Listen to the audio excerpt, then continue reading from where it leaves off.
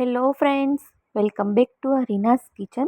આજે આપણે બનાવીશું સુરતનું પ્રખ્યાત કોલ્ડ કોકો, જે ઉનાળામાં બાળકોથી લઈ અને મોટા બધાને ભાવતું એક ચોકલેટ ડ્રિંક છે.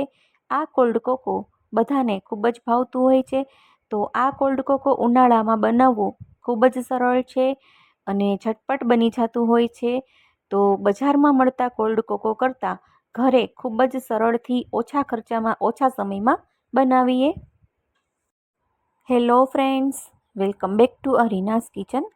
આજે આપણે બનાવીશું કોલ્ડ કોકો. તો કોલ્ડ કોકો બનાવવા માટે આપણે 1 લીટર જેટલું ફૂલ ફેટ મિલ્ક લેવાનું છે અને 1 કપ જેટલું મિલ્ક સાઈડ ઉપર રાખી દેવાનું છે અને ગેસની ફ્લેમ મીડિયમ ટુ હાઈ રાખી અને દૂધને ઉકળવા દેશું 10 મિનિટ માટે.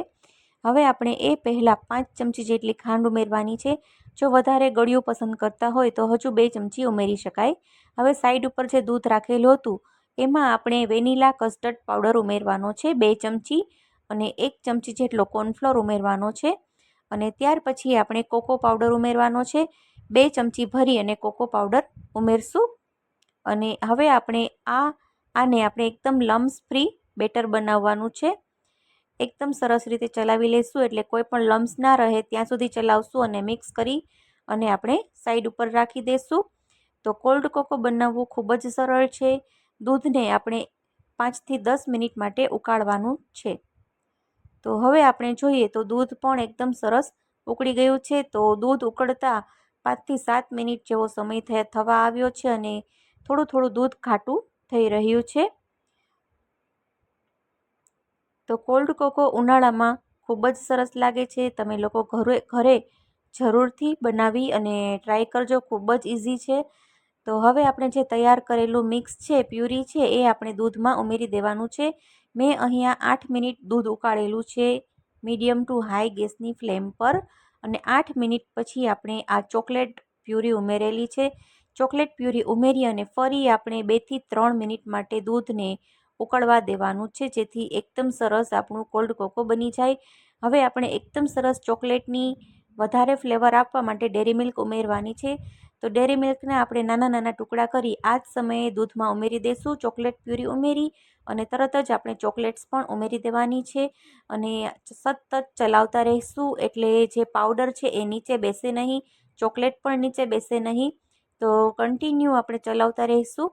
તો ફક્ત 2 થી 3 જ મિનિટ આપણે ઉકાળવાનું છે અને ત્યાર પછી આપણું કોલ્ડ કોકો બની અને બિલકુલ તૈયાર છે. કોલ્ડ કોકો બનાવતા 10 થી 15 મિનિટ જેટલો જ સમય લાગતો હોય છે. તો આ બધી જ ચોકલેટ ઉમેરી દેવાની છે અને ફરી આપણે ચલાવી લેશું. તો કોલ્ડ કોકો ઉનાળામાં આ રીતે બનાવશો તો બહારનો કોલ્ડ કોકો તો તમે ભૂલી જ જશો, એની ગેરંટી છે. બહાર કરતાં પણ આ કોલ્ડ કોકો એક વખત આ રીતથી, આ માપથી તમે ચોક્કસથી બનાવીને ટ્રાય કરજો. મારી ગેરંટી છે કે ખૂબ જ સરસ બનશે અને બધાને ખૂબ જ ભાવશે.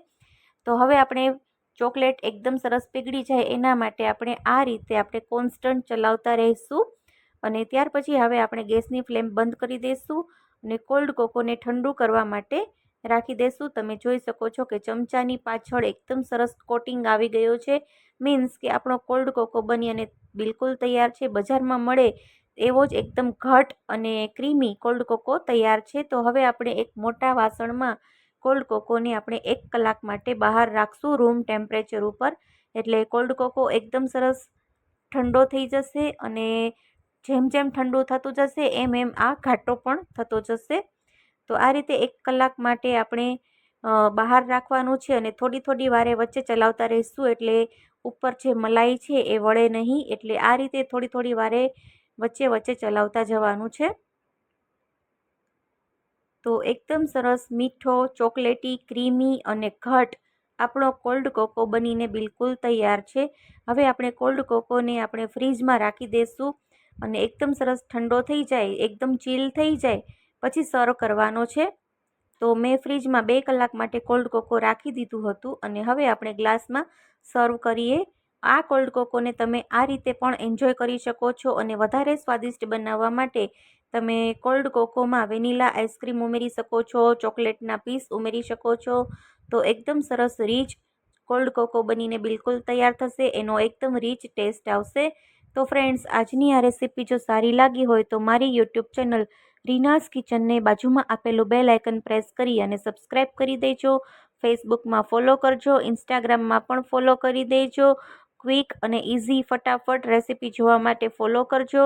તો હું રીના ફરી મળીશ એક નવી ટેસ્ટી, હેલ્થી અને ઇઝી રેસીપી સાથે.